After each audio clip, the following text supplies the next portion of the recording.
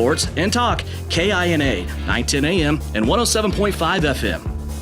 94.5 FM KG Prime is Salina's favorite classic pop hit station. Playing all the songs you love from the 80s and 90s, Prime is the at-work station you listen to all day long. Playing the greatest hits on earth. 94.5 Prime FM.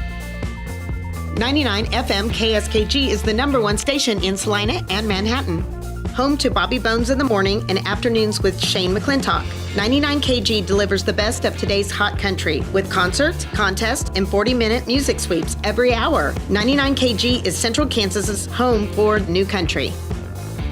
97.5 FM KJCK is Central Kansas's station for all the hits. The most hit music every hour to get you through your day. Power Hits 97.5 is a highly rated top 40 station playing today's best music, serving Salina with the perfect blend of current hits. All the hits, all the time. Power Hits 97.5.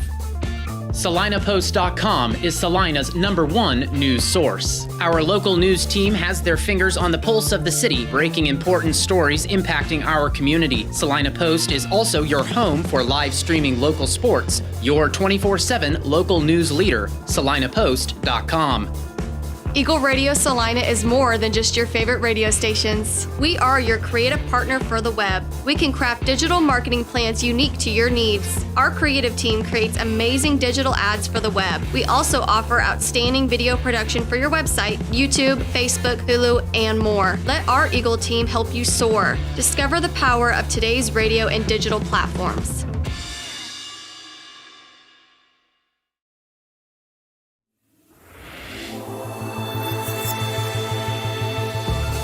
KINA, 910 AM and 107.5 FM is the #1 talk radio station in Salina, featuring Coffee Talk in the mornings with Sean Hannity and Mark Levin in the afternoons. KINA is your stadium for the world champion Kansas City Chiefs and the home of Southeast of Saline sports. Local news, sports, and talk. KINA, 910 AM and 107.5 FM. 94.5 FM KG Prime is Salina's favorite classic pop hit station. Playing all the songs you love from the 80s and 90s, Prime is the at-work station you listen to all day long. Playing the greatest hits on earth. 94.5 Prime FM. 99 FM KSKG is the #1 station in Salina and Manhattan. Home to Bobby Bones in the morning and afternoons with Shane McClintock. 99 KG delivers the best of today's hot country with concerts, contests, and 40-minute music sweeps every hour. 99 KG is Central Kansas's home for new country. 97.5 FM KJCK is Central Kansas's station for all the hits. The most hit music every hour.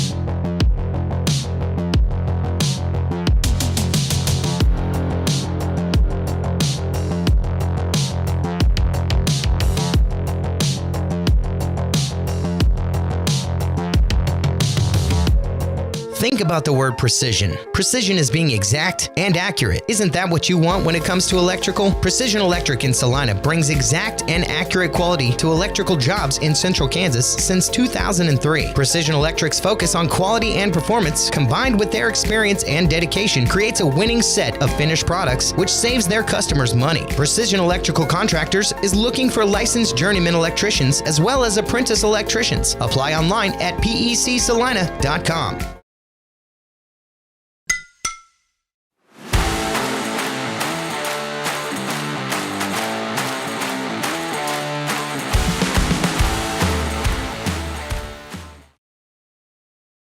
Into AJ's in the Alley. It is the Coach O Show as we talk Salina Liberty football. My name is Devin Haney with the first ballot Hall of Famer, Coach Ron O'Neill. Another victory Tuesday, my friend. Congratulations on the game on Saturday. Man, what a great game. We got a lot to unpack on this. We're going to start with the defense. I will give you a little clue on what we're going to talk about first on that one. But AJ's in the Alley. Downtown is Salina is where we do this every single Tuesday with the Coach O Show. $2 Tuesdays on the family fun side. That includes bowling, laser tag, shoes, all kinds of stuff that you can do over there. On the sports bar side where we hang out, they have buy one, get one free pizzas, and that's already been taken advantage of, so we want to invite you down. They have anywhere from a 6-inch pizza to a 29-inch pizza. They are all buy one, get one free here at AJ's in the Alley, downtown Salina. Of course, you can always join us live here at AJ's or watch along here on SalinaPost.com. It's brought to you by Salina Medical Aesthetics. 42-7, big victory on Saturday. How was your weekend after the game? And just unable to kind of unwind a little bit, or now we in the home stretch where you're starting to think, okay, what's next here in the next few weeks? It's a lot going on behind the doors that we say as coaches, personnel department and things of that nature. Was not really happy with how we played. The score is not indicative of what we really should be out there doing and how we should be implementing the different things that we practiced and what we worked on. So really wasn't happy with how we played. I was happy that we did get the win. I'm always happy with the win. I'm always happy to give Salina what they deserve, which is a win. But we have a lot of things that we need to work on and figure out. And our coaching staff are working, around the clock to try to figure out exactly what's really going wrong. So let's springboard a little bit off of that. And like I say, we always like to pull back the curtain here a little bit on the Coach's Show and give folks a little inside look with Liberty football. What are some of those things? Without getting too in-depth or any things that you guys have going on right now, just talk to me about some of your displeasures with the game. Well, special teams not doing what I need them to do. We haven't had an explosive return since week 1. Right. So I'm not really happy with that. Kickoff team, this is the most yardage we've given up this year. Far as kickoffs coming back against us. I was happy, with the extra points and things of that nature, but it's a lot of things that go into being on special teams besides just making extra points. So I'm not really happy with any of that type stuff. Defensively, we played pretty good. We made a couple mistakes here and there that, I always want perfection. That's what I am. Sure. And but I do have to give props to our defensive backs of how they played, what they did, the plays they made, playing the game within the game. I think we're starting to understand what we need to be doing out there, but it was still a couple laps there that we need to fix. So defensive back-wise, understanding exactly what we need to accomplish on each and every call is things that we do have to get better at. Special teams, kickoff team got to get better. Offensively, just trying to figure out what the play is, what your 1/8 is. I think that's what Coach King says is something that resonates with me is the 1/8, because there's 8 players out there, and do your job on that piece of it will be okay. But here's a breakdown on offense that we really have to really adjust and figure out, and not all that happy with what we did out there. Let's talk about your defensive backs a little bit, because I was aware of this during the game when we're calling the game on the video stream, and it's such a star-studded defensive backfield. When you have D-Trey and you have Freddie McGee, and just all these guys that we like to talk about them. We didn't talk about them a whole lot because, A, what was going on up front, with the defensive line and your linebackers, but also B, they just didn't make any mistakes. And sometimes when you're a defensive back, not having your name mentioned is a good thing, right? I mean, you look back at that, and of course, I'm just kind of on the shallow surface of it. There was that one play early on up against the wall where the runner got away and ended up adding on some more yardage. But just other than that, they were pretty solid. I mean, there's a couple interceptions in there. There's a couple pass breakups as well.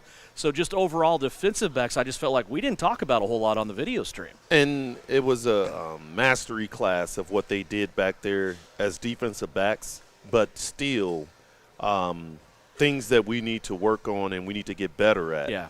I'm not going to sit here and disrespect any team that's in this league or anything like that.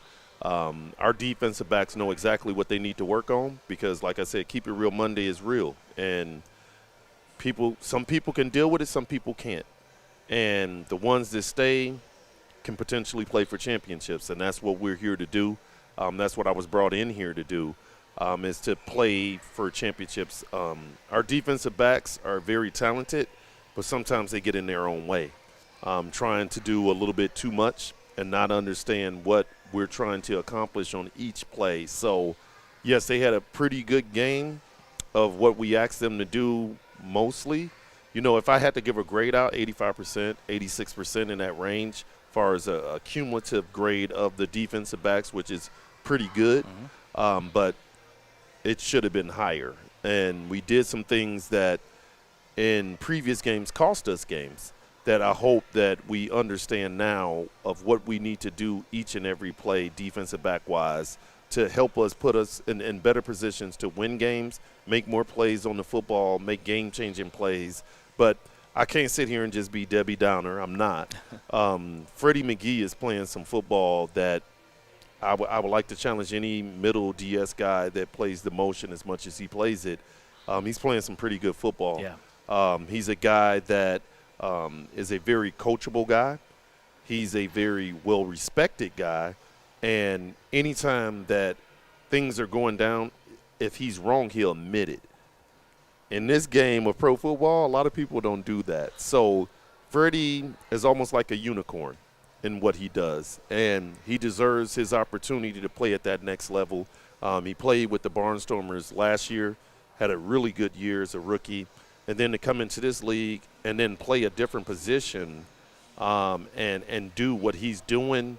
Freddie McGee is a guy, even though he went to Eastern Michigan, I went to Western Michigan, and I know his uncle played for that Eastern Michigan team that I played against with Charlie Batch and all those guys. It's cool.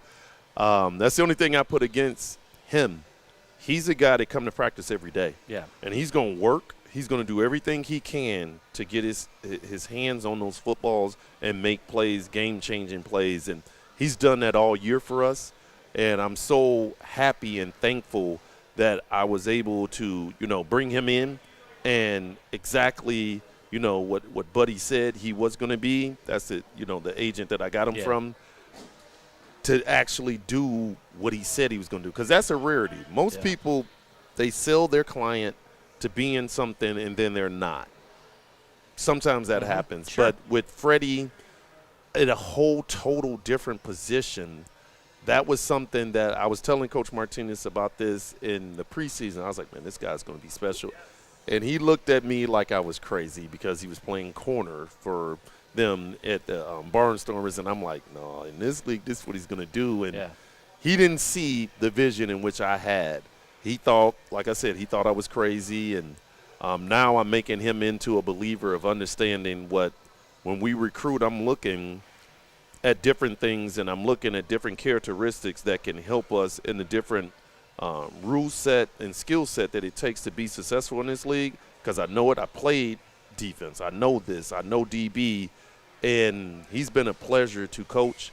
Another one is Eric McIntosh. That's what I was going to ask, because we just came off his second game. Yes. I mean, he's a relatively new guy. Yeah, but the thing about it is he's been around arena football, the NAL, and he's done everything. Yeah. So every route known to man, he's seen it. Every combination known to man, he's seen it. And that's the piece that I really like about him, that experience. Kerry told me a little bit about him, and I got a chance to chat with him and talk with him to get him to come down this way for this opportunity. Salina is they should be very thankful for having a guy like that on this roster. He's a guy that brings his son down here with him, that's what Salina do. It's not about just, we care about the player. His son stays with him, and he takes all the responsibility that comes with that. He's at every football game. He's at every practice. Like, his son is right there, and he's a great football player, but an even greater man. But the thing I love about him is his film study, how he's thinking, and you can see coaching is definitely going to be in his future of understanding different schemes, understanding different things, how you combat those schemes. I'm very, very excited about, we got 3 games or so left, regular season, that's guaranteed. And if we're privileged enough to get blessed to go to the playoffs, whatever those playoffs things are going to be, I'm just glad that he's here with us. He has helped us in a major, major way of what we're doing. D-Trey is another one, a mainstay that had to play a different position. He's one of many of that Magnificent Seven that's playing different positions that they've never really played before with us. Yeah. And D-Trey is a guy that he understands a lot. He brings that emotion to that table, and I just can't wait to continue to work with him and understand the different things that he brings to the table as far as that physicality, playing the ball in the air, understanding what they're trying to do against us. So I'm super excited about what D-Trey brings as being a leader back there in that secondary, bringing that physical presence that, if you want to do anything back there, he's coming, and if you don't get down, he's going to knock your head off. And he is a ball hawk. He has pick sixes.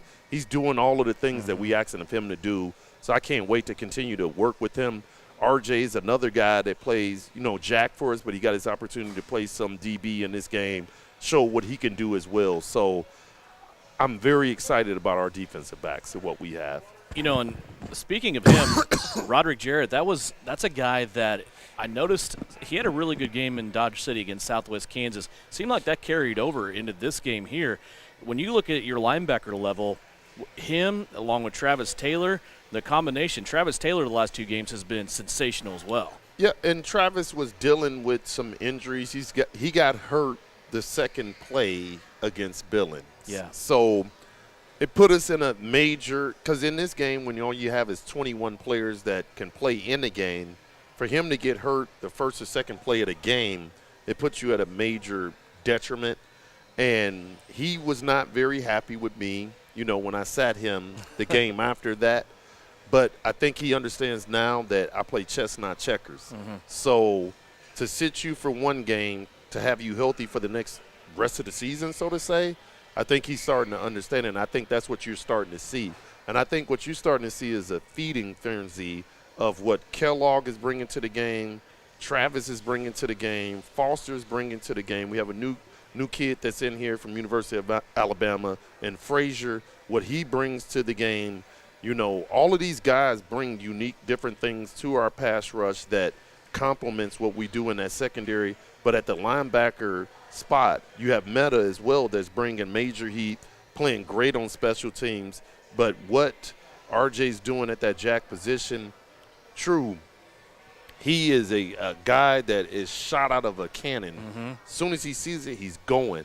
And when he's bringing that pain, you can see these different quarterbacks get the opportunity to make a play.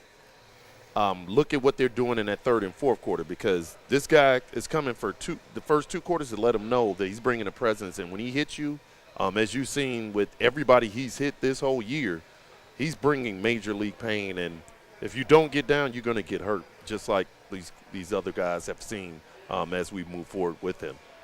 Yeah, it was a phenomenal performance by your defense. We'll get into the numbers of that when we tear into the game here and just kind of go through this. Some of these numbers are mind-blowing. I can't wait to talk to you about those, but we'll take a break here as we are into the Coach O Show here at AJ's in the Alley, downtown Salina. Again, buy one, get one free pizzas. Got all kinds of drinks for you. They got a signature drink menu, family fun over on the other side too with bowling, laser tag. It's $2 Tuesday there. We'll take a break. We'll be back after 2-minute timeout. It's the Coach O Show here on Salina Post.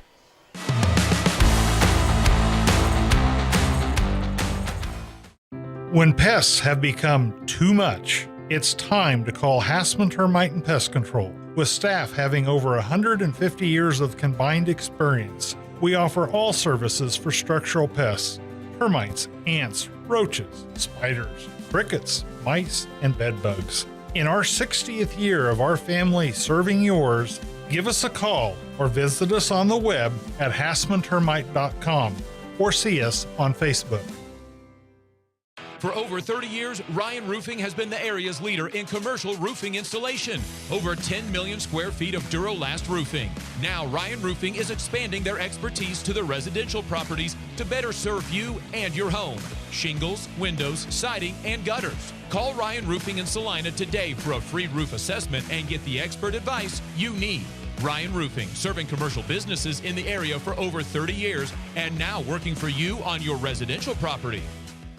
Spring cleaning time! A wonderful time of the year. Winter is over and hope springs eternal. You have the windows open. The birds are singing and you can't help but notice that smell. That awful smell. What is that? That is your septic system backing up into your home, making spring flowers smell, well, like a friendly reminder from Salina Septic Service. If you haven't had your septic system pumped out and cleaned in the last 3 years, you are asking for trouble. Salina Septic Service. You better call today.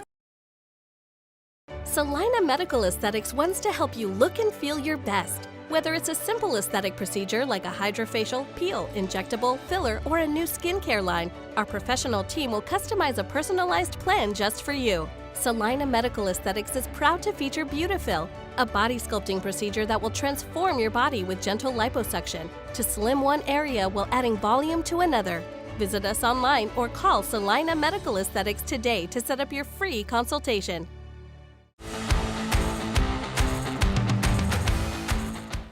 Back here at AJ's in the Alley, downtown Salina. It's the Coach O Show. It's another Victory Tuesday here, and Coach O Show is brought to you by Salina Medical Aesthetics. They've extended their spring into summer sale with 20% off skincare and also vitamin C products. So make sure your skin is protected during the summer sun. And boy, here in the middle of Kansas where we are, it's going to get ramped up. I think they said Thursday. We're going to see that triple-digit mark for the first time. And I think we've been skating by okay, though. I mean, we barely saw 90 until last week. So we were on borrowed time. Let's put it that way, right? The problem is that from what I'm hearing, this is the rumor that our barbecue is going to be Thursday. So, of course, on the hottest day of the year. So I'm not really feeling that.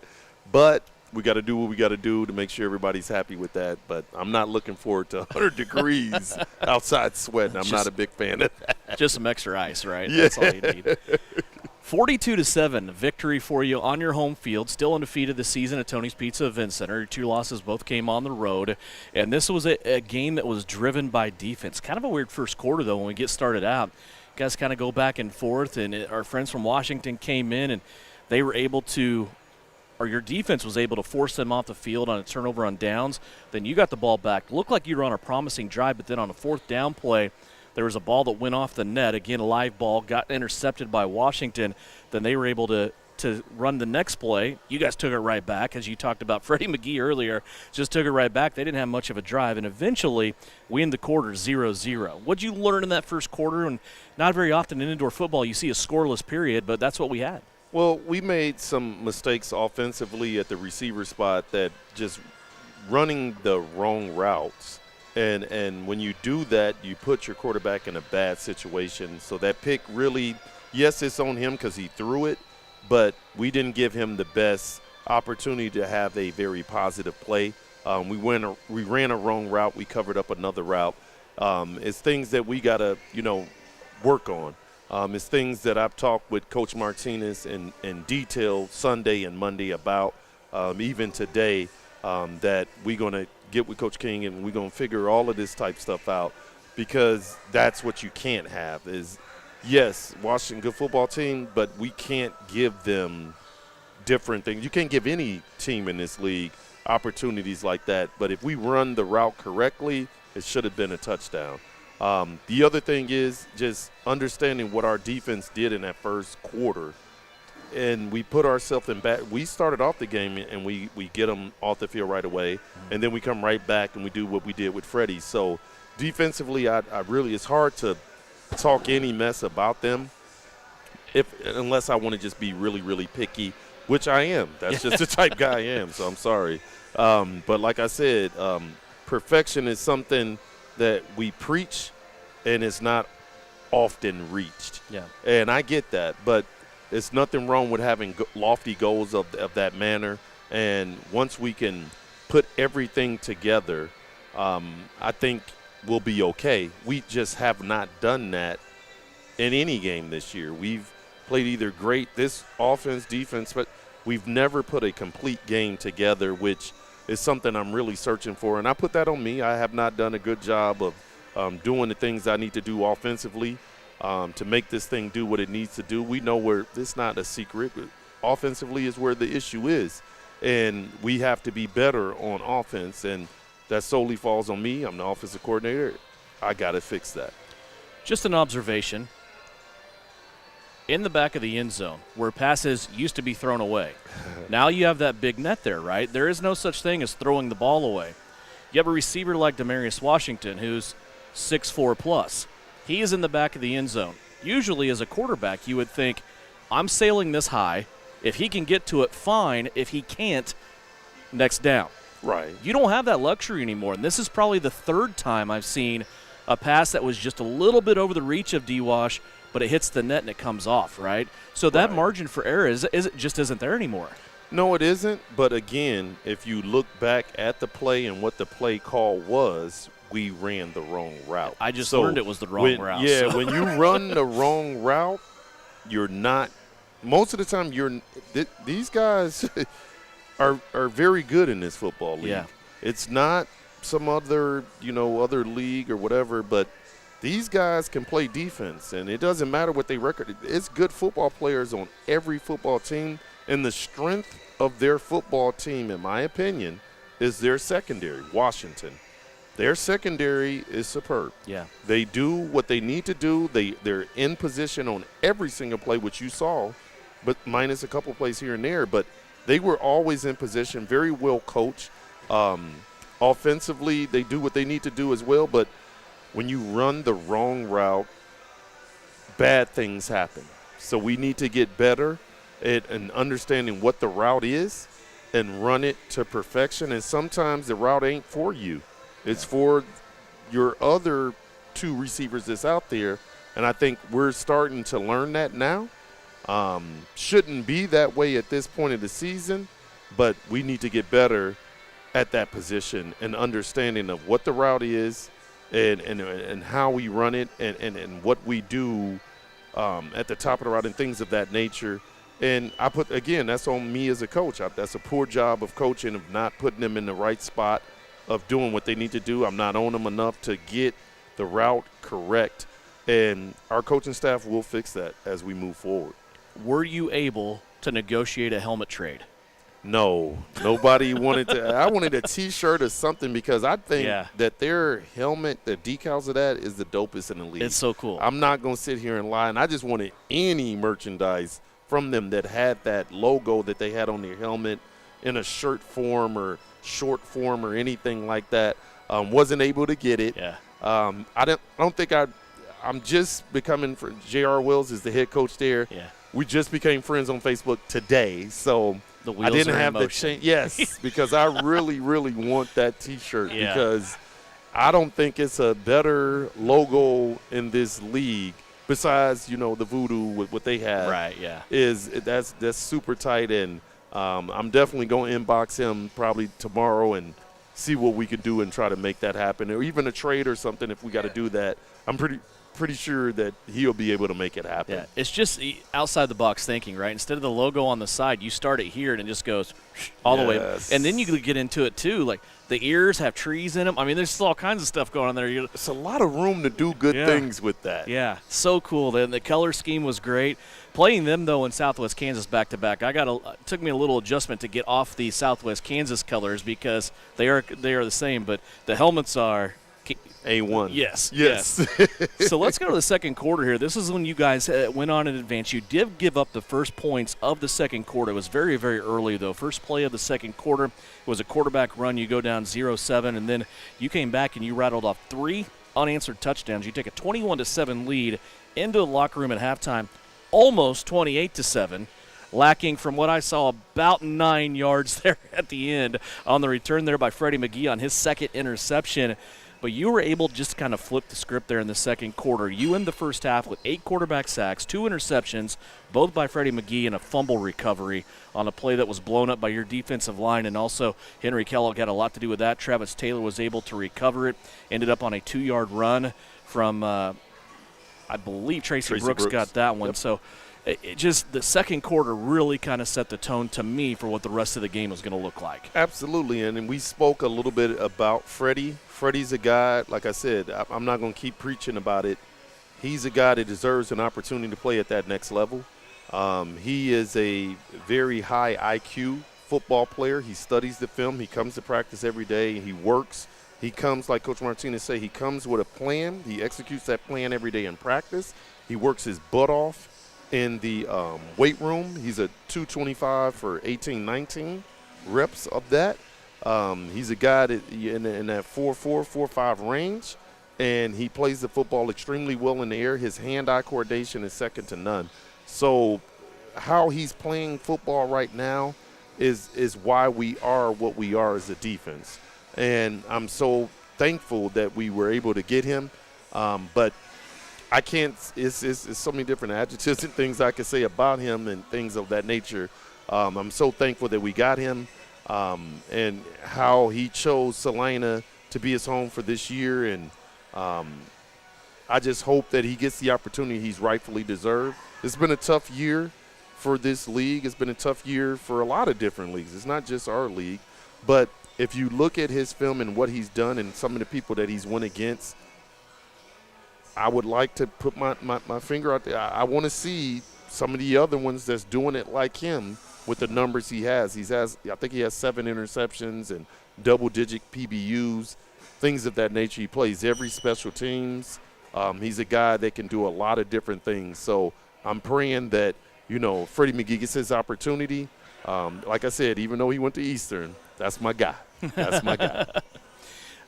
As far as breaking down this game as we go into the second half, there really isn't a lot to talk about as far as plays, switches of momentum, and things like that. And that's a credit to your team and the way they managed the second half, because once you had your thumb on them, the pressure just kept getting more intense. Your defense continued to make plays. You continue to rack up quarterback sacks. Tracy Brooks continued to gain yards on the ground. I mean, it was just kind of just that thing that we're going to go through. We're not going to let you back in this game. We're not going to give you any hope of getting back in this game. And you cruise on to a victory, and you get a 42-7. So saying that, let's finish our conversation out on the defense here, because this is a Defense Tuesday that we're having, and very rightly so, because your defense played so well. Henry Kellogg was our player profile last week on his birthday here on the show. I remember you saying that he, in your opinion, was one of the top 3 prospects on this team as far as going to the next level. And if he had a couple more sacks underneath his belt, that's what he needed. Well, he ended up getting more than a couple. Yep, this is the thing, though, with Freddie. And not Freddie, Kellogg. So I'll say this, and it's not like I'm talking about his back, and it's not no slick dissing or anything like that. If he gets the amount of sacks that he gets his hands on, it's not even close. He wouldn't even be here right now. He would already be where he needs to get.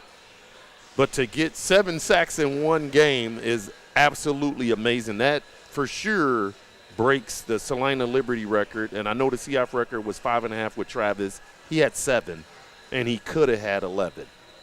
Just me counting them. So the thing that makes it even more impressive to me is how hungry he still is.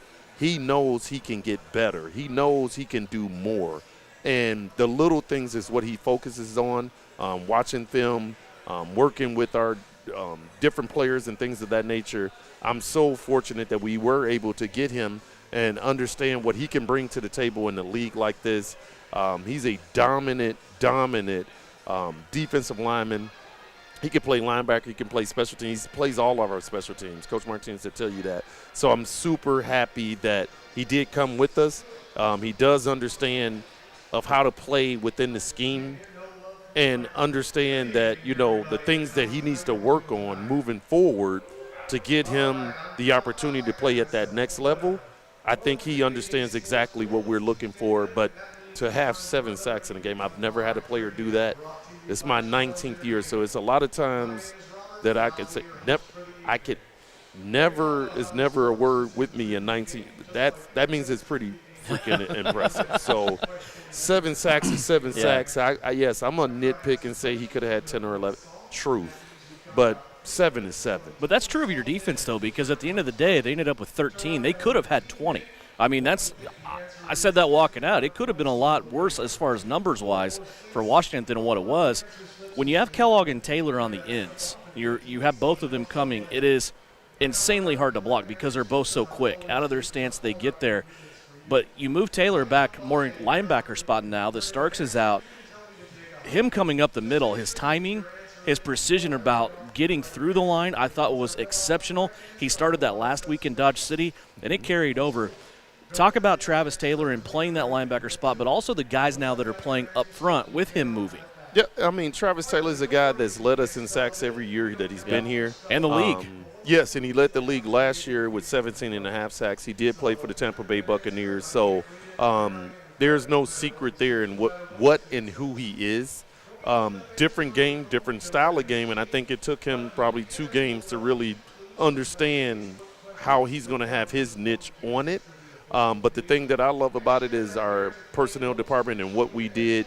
Hopefully we can be able to move him like we did in this game here from different positions and bring different players in to highlight the things that he really does well, which is rush the passer as well. If you run at him, he's going to make that play. You run away from him, he's going to make that play. I was very excited with the energy level in which he played in, but I'm also excited about how healthy he is now at this point. He wasn't very healthy at the beginning, but now that he had that game to rest, get himself back right, I'm super excited about what his future is going to be, because I think what he did in this game is just the tip of the iceberg. I think he has a lot of room to grow, that he can continue to be that dominant force that the Salina Liberty has always seen, but I think he could take it another level, especially with the personnel in which we're going to bring in here.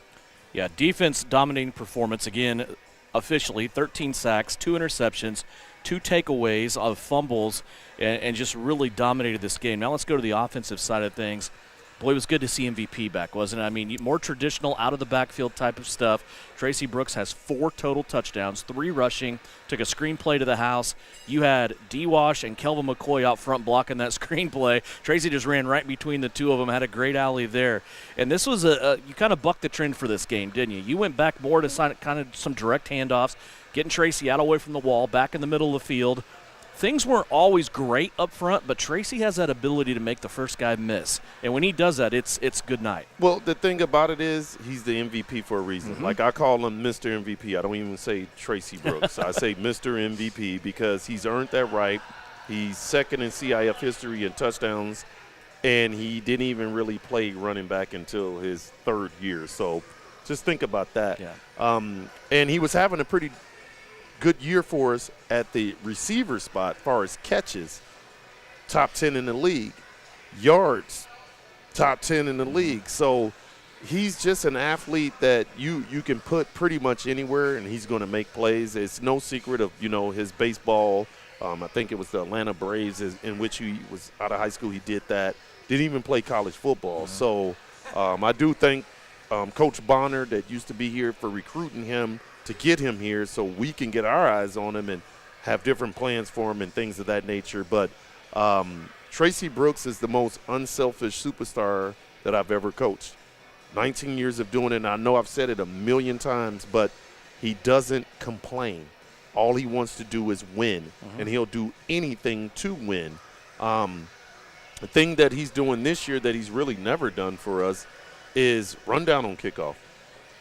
Be that guy that makes the plays doing those type things right there that you don't get a lot of love for, so to say. But I guarantee you put Coach Martinez up here, he'll tell you about how important he is to our special teams. Yeah.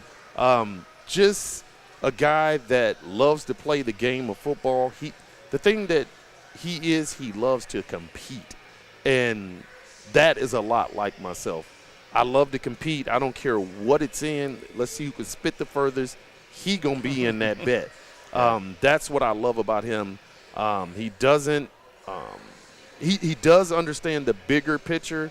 He does understand the game different than any other skill guy that I really ever had. I probably 2 or 3 that I can say that's close to him or in that same realm, but he understands it like a quarterback. He can play the chess game. He can play the game within the game, and that's what Tracy brings to the table is all of those different intangibles, and he's not a very loud person. He's not he just show you what it is. And when it's time to make a play, he always have made it for the Salina Liberty.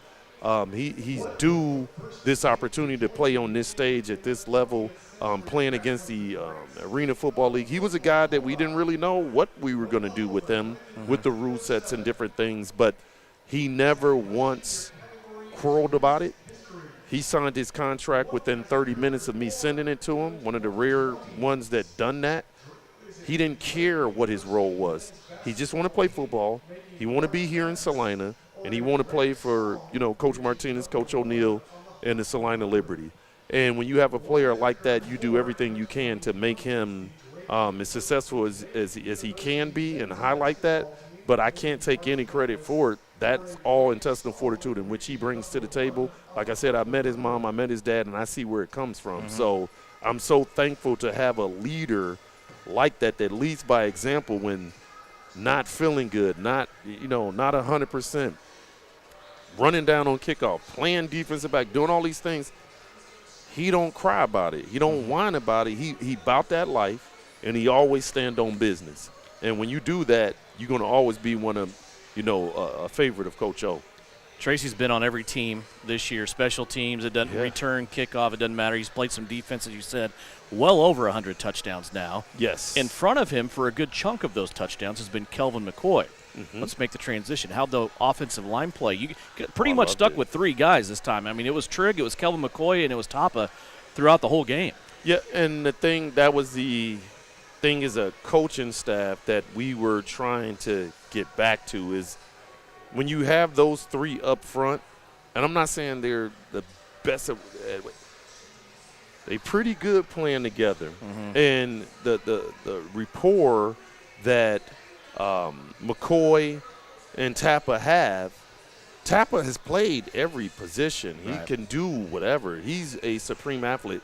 But I think what has happened this year, McCoy has always been that guy. I think the torch is starting to begin to be passed from him to Tapa.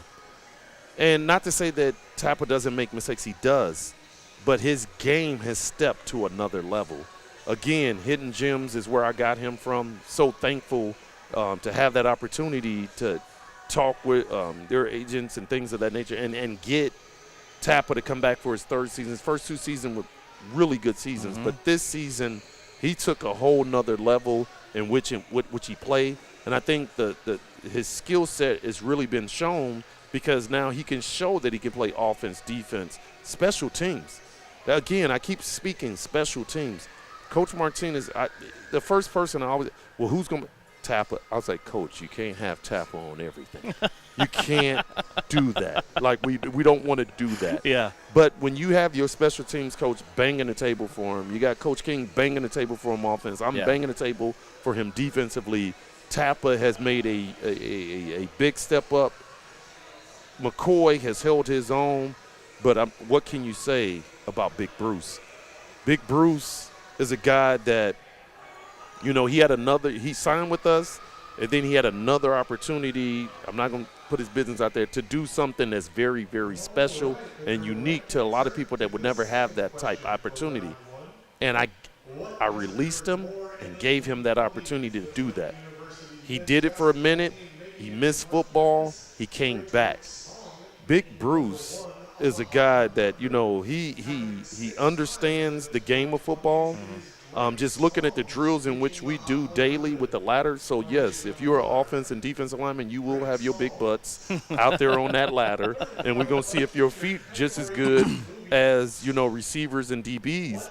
His feet are really like that. Him and Tapa feet are really, really like that. Another player, Bruce as well as Tapa, to deserve an opportunity to play at that next level. great agents that push their stuff out there. But these guys, once the season is over, I mean, this may be the last we see them. So, we got 2 home games left here in the next 3 weeks.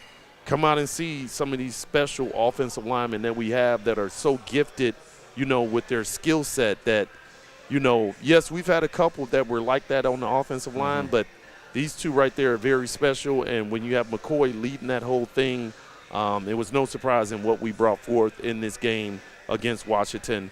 Now we got to piggyback on that. We got to build upon that, and we got to get better because we didn't block it exactly right. We didn't do everything exactly right. But the thing I love about it, them boys come to practice. They came to practice today, and I was, down there. Coach Sellers is down there with them, seeing all the different work that they're doing. But the thing that, again, that I was the most impressed with, they're doing the footwork. They're doing the ladder. They're doing the ins and outs, the double. I've never seen linemen do that. I played in the NFL with some of the best. Tony Baselli, Leon Searcy are some of the best tackles ever played in the NFL. And I've never seen them do this. So that's what you get when you come to Salina. You get those different type things, those different aspects in which help you to play at the next level. So when you do go to different training camps, mini camps, rookie camps, combines, you already know how to do these drills. And you can run it. Just imagine you can tell your agent can say to the team that they're trying to bring you in, CFL, UFL, NFL, all of these different leagues, top tier, that your offensive lineman can run drills, ladder drills, like a DB and receiver. I'll match that against anybody, IFL and the old CIF, as well as in this league, that we got linemen that can do that. Yeah. Because I ain't never seen it before. I'm not going to lie to you. It is impressive, definitely. You get the victory here. 4-2 now on the season. As I said, still undefeated on your home field. I know that was one of your goals for this year. 42-7 here over Washington. Now you turn your attention, kind of unaware a week ago of where this game coming up Saturday would be. It is going to be in Wichita, though, Park City, Hartman Arena against the Regulators. Get a chance to go back and make up a game that we had scrubbed because of severe weather that day. It was on a Monday afternoon, so we get to go back there. Always a great crowd, especially down there, it seems like. And I'm not saying the Wichita fans don't travel here well, because they do, but there's always quite a big influx of Salina fans coming down there. It's a big game for both teams, and it's a fun game. After what happened last weekend, and I'm talking about you winning, Billings taking a loss to Nashville, things are very tight right now. You still have Albany at the top, but you are now a half a game behind Billings, but you are a half a game lead on Orlando as well as Southwest Kansas. How do you look at the league right now and the standings and things like that? We thought at this point going into Dodge City maybe 2 weeks ago, things would start to separate a little bit. They're getting tighter.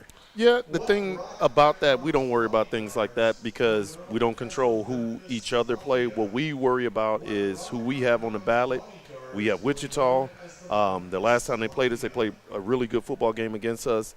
Their defense did what they needed to do to keep them in it. Yeah. Offensively, they made the plays when they needed to make the plays. So we're focused 100% on Wichita. We're not worried about all of those scenarios because we don't even know what the actual playoff scenario is going to be at this particular point with all the different things that's happened.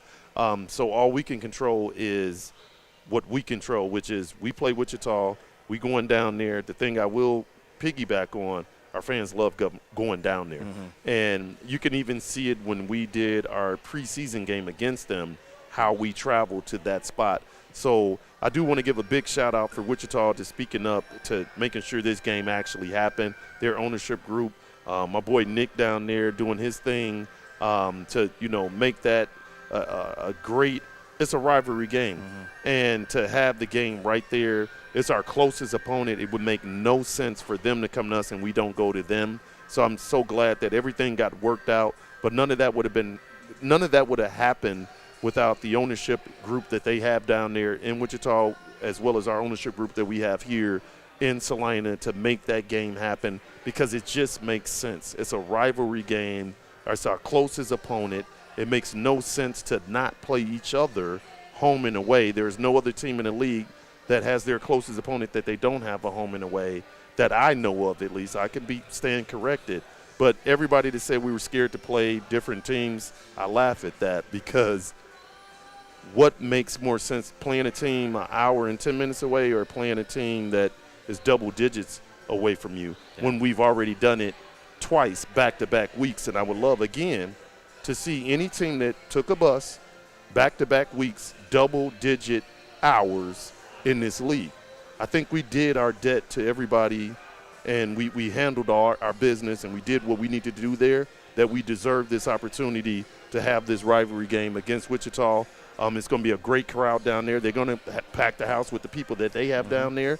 It's a big metropolis down there, about 1 million people there. But I know our people in Salina are going to go up there and give us a fighting chance when it comes to the noise and things of that nature. So I'm very much looking forward to that game. And we were looking earlier, they have a lot of general admission seating at Hartman Arena, $12 ticket. The most expensive ticket in the house, you can set 25-yard line, fourth row for $22. You can't beat that. You can't beat that. So to see your team play for $22 sitting in midfield, I'm in. So we will do that on Saturday. Coming up next on our coach feature, we're going to talk to Coach Sean King, and I just want to get your thoughts on him. He is, again, a relative newcomer to Liberty football. He's had 2 games under his belt, went to Dodge City, had a home game, now getting ready to go to Wichita. Your thoughts on Coach King? Well, Coach King is one of the best players to ever play arena football, period. I'm not going to sit here and stunt with anything with that. The man's records and accolades speak for itself. We've been friends, we've talked, we've been cordial, we've always stayed in contact for years. And this offseason, I think we got a little bit closer with everything going on, and I think it had a lot. He reached out, I reached out. We stayed in communication, so when things went whatever, it was an opportunity here for him. He took that opportunity, and I think he's making the most of it. He understands not just offensive football, so that's what people get twisted, that, yes, he was one of the greatest returners to ever do it. He's one of the greatest OS to ever do it, too. He knows the game of arena football, and he can tell you different stories. He can tell you the different schemes. He can tell you the different players in which he played with, the different coaches in which he played with. That is super impressive to me because I don't have that on the offensive side of the ball. I didn't play offense for the most part. I think I played probably a total of probably 10 plays of offense my whole arena career, and I played 4 years of arena, so that lets you know it wasn't much.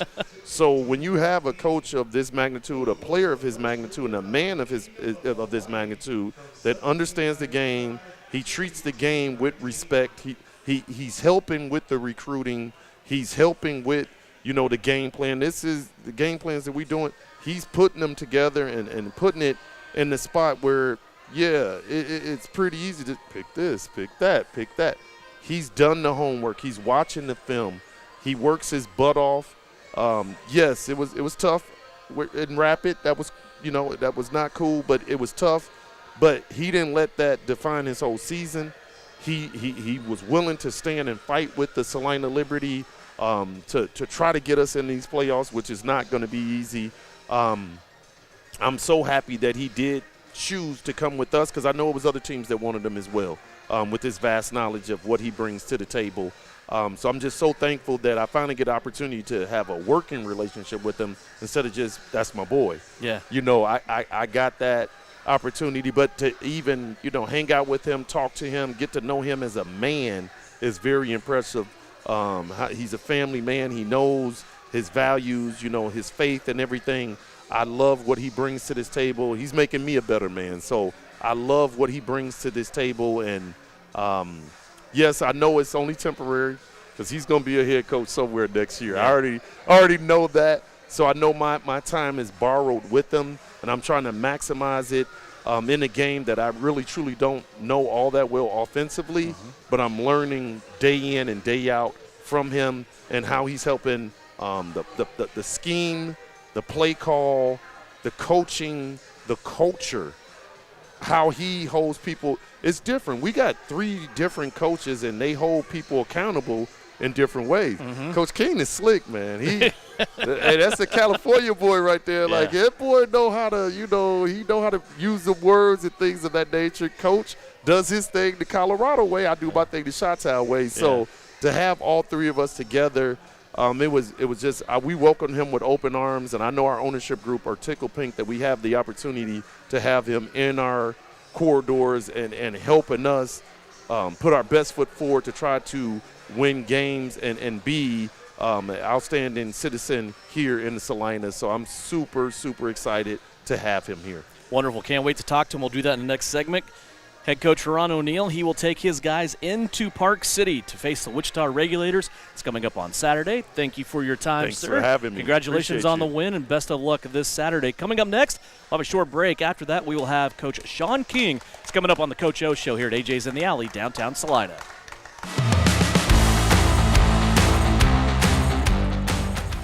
Spring cleaning time! A wonderful time of the year. Winter is over and hope springs eternal. You have the windows open. The birds are singing and you can't help but notice that smell. That awful smell. What is that? That is your septic system backing up into your home, making spring flowers smell, well, like a friendly reminder from Salina Septic Service. If you haven't had your septic system pumped out and cleaned in the last 3 years, you are asking for trouble. Salina Septic Service. You better call today.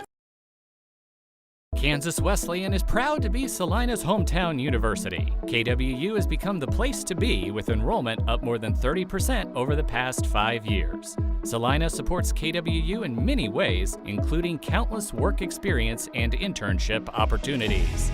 We're proud to give back by supporting more than 40 great organizations throughout the region.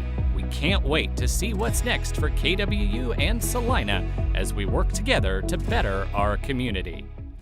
For over 30 years, Ryan Roofing has been the area's leader in commercial roofing installation. Over 10 million square feet of Durolast roofing.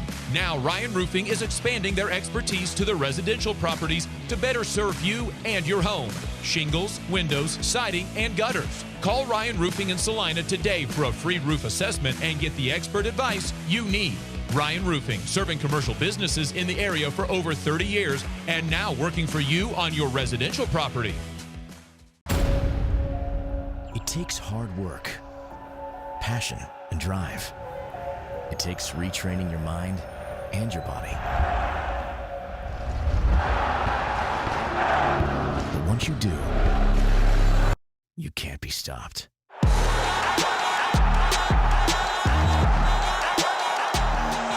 Salina Regional Sports Medicine, here to get you back in the game.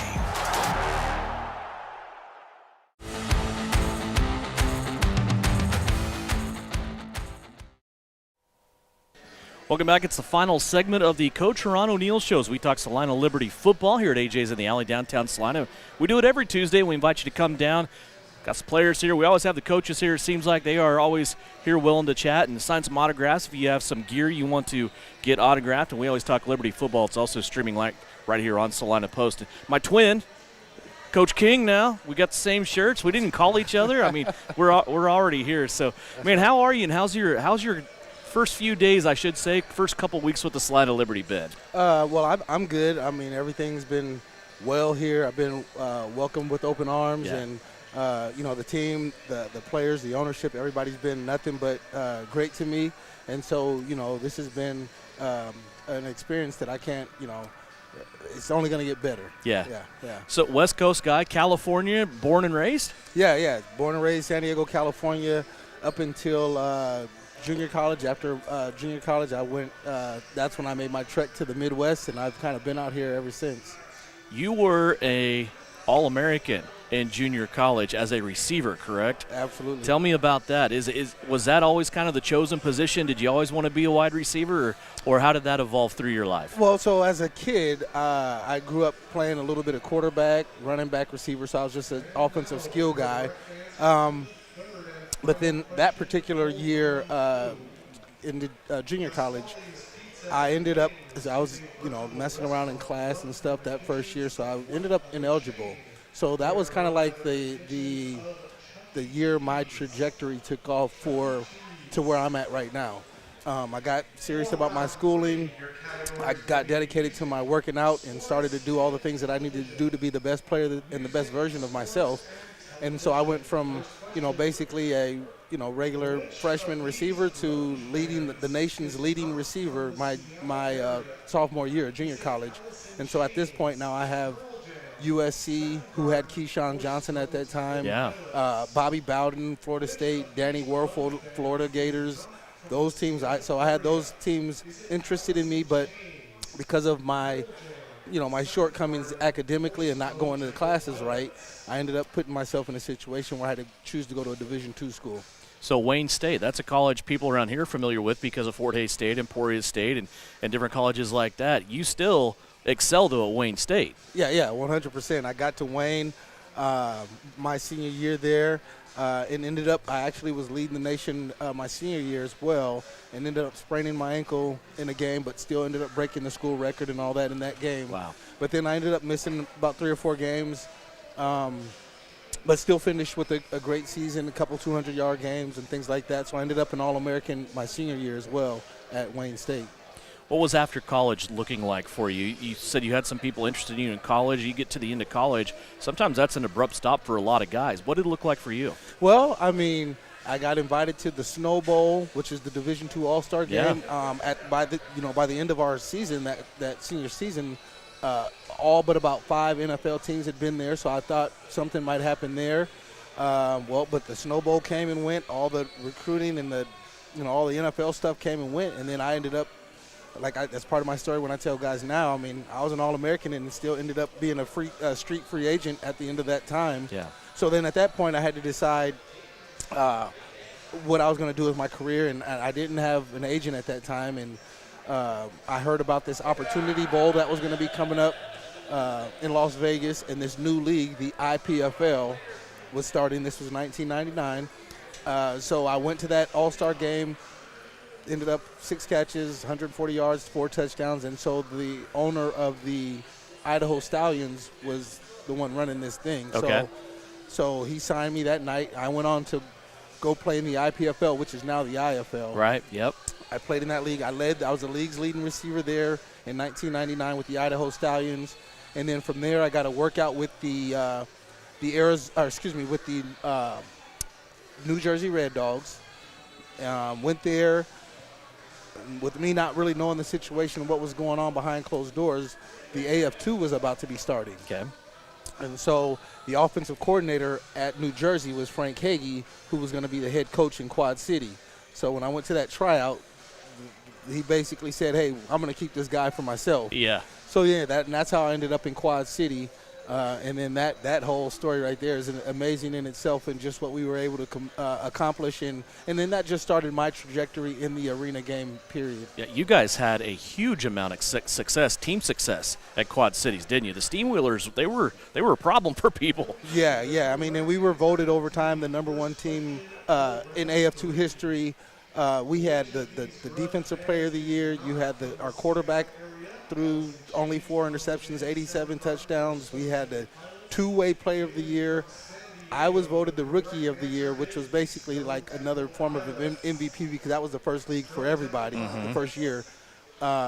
Me and my teammate Xavier, we both scored, between both of us, 96 touchdowns, which is like a pro football record. 96 touchdowns between 2 people. Yeah. That's just how explosive we were. We had a great defense, and then special teams were on point. And so as I coach my teams and things like that, those are the kind of little points and details that I try to give as a coach and to the players, that these are the little things that, and I know Coach O talked about doing your 1/8, and that's what it was. The more you can do your 1/8 and during the course of a game, the more chances you can have of winning. And to go 19-0 just shows how much everybody did their they won their individual battle every play. 19 straight games. That is unbelievable, because we know the difference sometimes between teams, especially the league that Salina is in now. It's razor thin sometimes. To go 19-0 is just incredible. Yeah. No, it was amazing run. I mean, we didn't know we were going to go. Our goal was just to play hard all through the season. Our coach told just play hard. If we lose a game or two, he knew we weren't going to lose too many games, but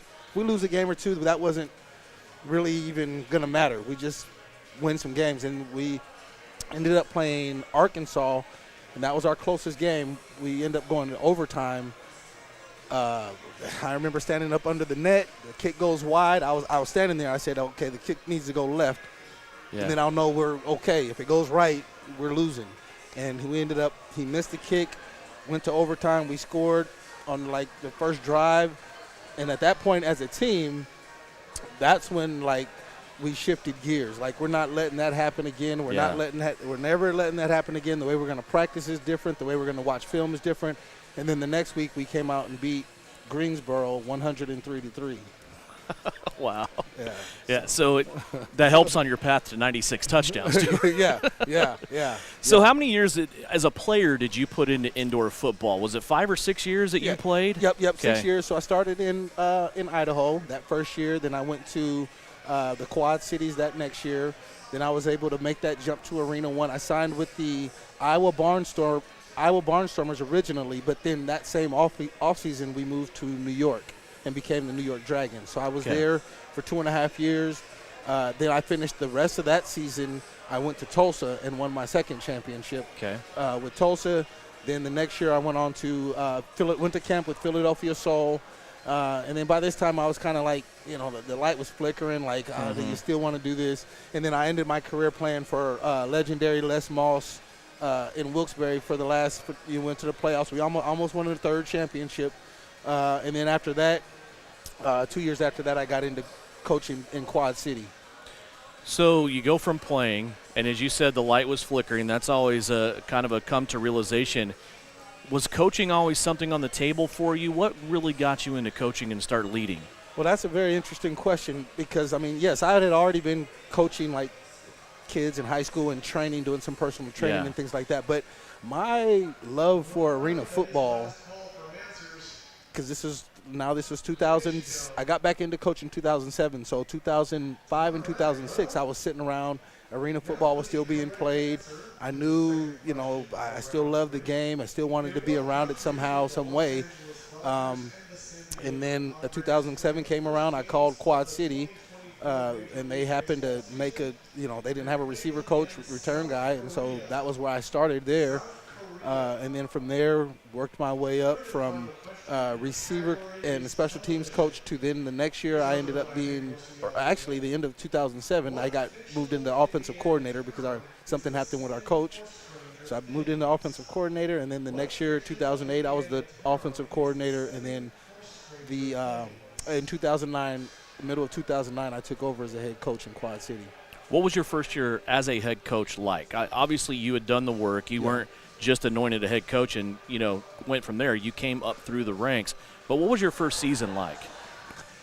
Well, for the whole season, that was when I then went over to the Southern Indoor Football League to Abilene, Texas.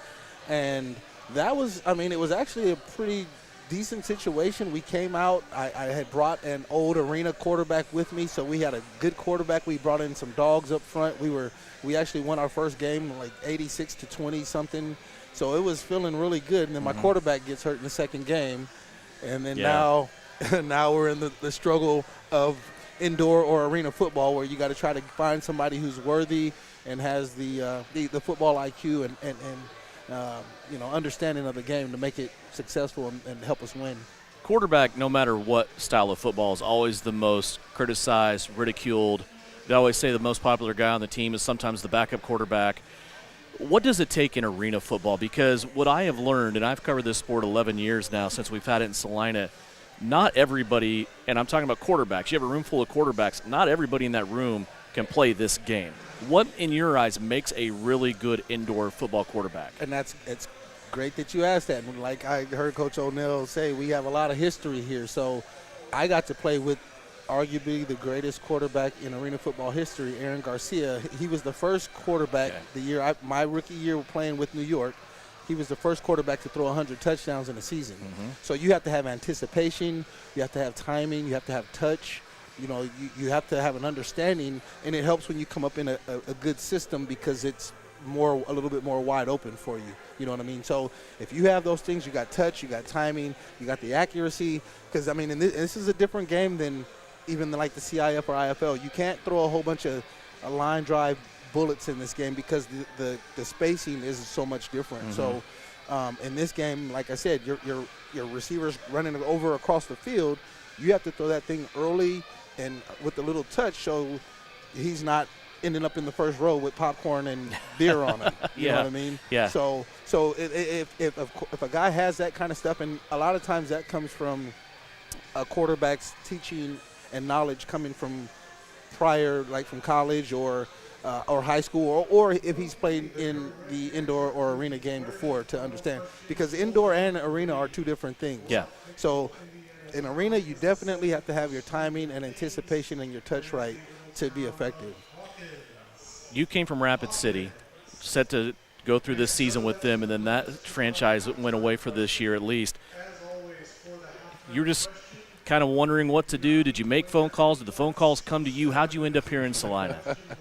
So, I mean, yeah, I was set. We were all set to do good things there, and when things started to, when the boat started shaking a little bit, you know, I had to start figuring out. I mean, I wasn't ready to abandon ship because I stayed there all the way to the end with players who were committed to stay. So Yeah. I wasn't. I could have just said, okay, I'm jumping, I'm out before the ship sank. But I stayed. I wanted to, you know, I wanted to do my due diligence to everyone. So, yeah, it just, as things started to progress and get, we had played a game and already had, you know, I can't mention names, but I already had an offer for a position, a job then. And then as this stuff started to really just unravel, and it wasn't so much unravel, but just finding out we're not going to play. Then I actually called Coach Haran about a player just to let him know there's guys that are out there. Yeah. And then we just kind of kept it cordial with that because I wasn't released and I hadn't, you know, I was still with Rapid City. So once everything started to kind of finalize itself there in Rapid City on that Friday, shortly after that happened, I called Coach O'Neill, told him what was going on, and I could be here, and you know I'm willing to come help and do whatever I can to help win. And the feelings there were mutual, and we made it happen. I know he's super excited about having you on staff. What do you think about Salina? This is a franchise, obviously, when the Liberty were born out of what the Bombers, for lack of a better term, crashed and burned. First 2 years are rough. Mm-hmm. You bring in Coach O, you bring in Coach Martinez. They bring some players with them from Dodge City. Travis Taylor, Kelvin McCoy still here. And things immediately just felt different. It was one of those things that you could tell that his standard, and even the game that you guys had on Saturday, that he just sat here and picked it apart, you know, for us, because that's the way he is. You have a lot of experience playing on good teams and coaching good teams. What's your feeling when you look at the Salina team, though, when you walked in the door? Well, I mean, just knowing Coach O and the past and history while he's been here, I already knew this was kind of it's a championship-type organization. So it's not one of those situations where you come in and it's going to be a bunch of rebuilding and all. There's people here. There are dogs here. You know, it's a solid situation. Coach O and Coach Martinez run a pretty tight ship here, which is, you know, kind of the same thing we did in Rapid City. So it all kind of meshes together as far as that's concerned. But, you know, these guys are, you know, they're amazing to work with. The team's amazing. The players, the guys are, you know, they get after it. They believe in each other.